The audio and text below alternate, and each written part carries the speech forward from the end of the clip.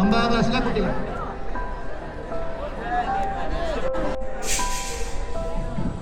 അസംബ്ലിറ്റി space back ഭാഗത്തെ പെൺകുട്ടി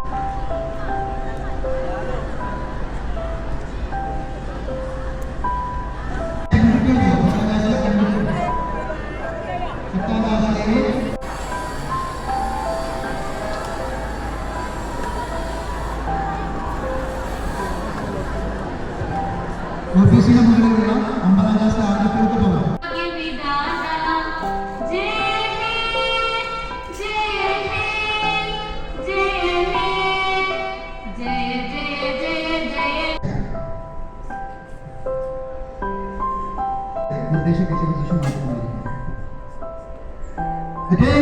ശേഷം മാത്രമേ അറിയിക്കുള്ളൂ.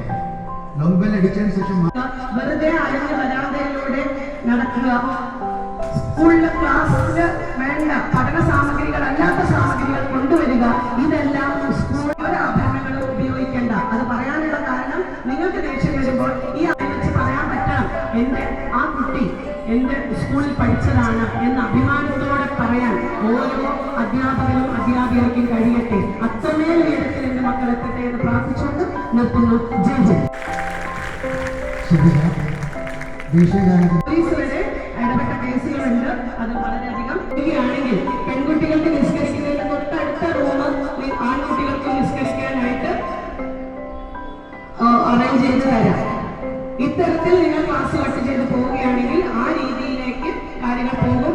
ആനുകൂല്യങ്ങൾ തരുന്നത് അത് പല രീതിയിലും വേണ്ട നിർദ്ദേശങ്ങൾ നൽകും. ഉച്ചയ്ക്ക് ശേഷം ക്ലാസ് കട്ട് ചെയ്ത് പോകുന്നത്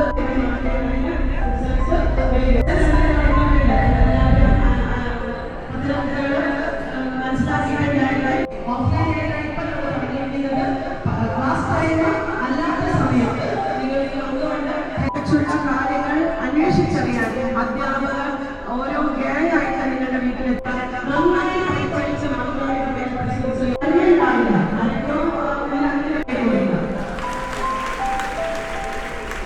അവര് രാവിലെ ഒരുപാട് വയസ്സായിട്ട് അത്തരം ചോദ്യങ്ങൾ മാത്രം ഉൾപ്പെടുന്ന വർക്കാണ് 10ാം ക്ലാസ് ഏറ്റവും നല്ലൊരു പരീക്ഷ നടത്താനായിട്ട് സാധിച്ചത്. അപ്പൊ 10ന് മുന്നേ പരീക്ഷ നടത്തിയത് പോവുകയാണ്. അപ്പോൾ 1-ാം തീയതി മുതൽ നാളെ ഇൻസ്റ്റലേഷൻ എടുക്കും. മറ്റന്നാൾ മുതൽ നിങ്ങൾക്ക് എക്സാം 1-ാം തീയതി മുതൽ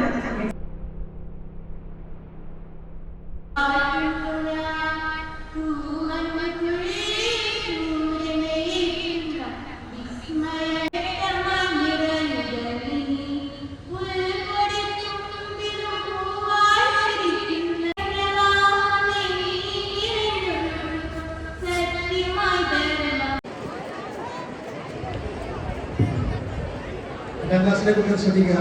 ഒരു കൈയകത്തിൽ നിൽക്കുക.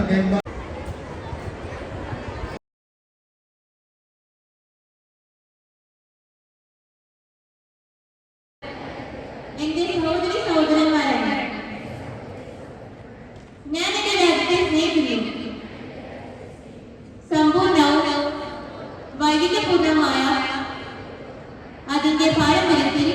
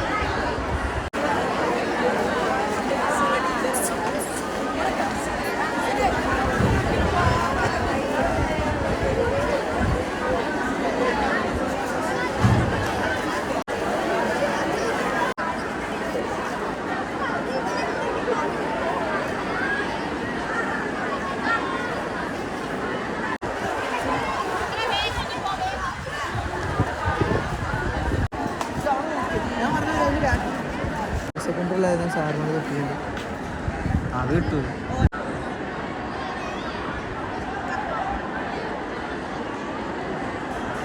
ക്ലാസ് ടീച്ചേഴ്സ് പ്രത്യേകം ശ്രദ്ധിക്കുക.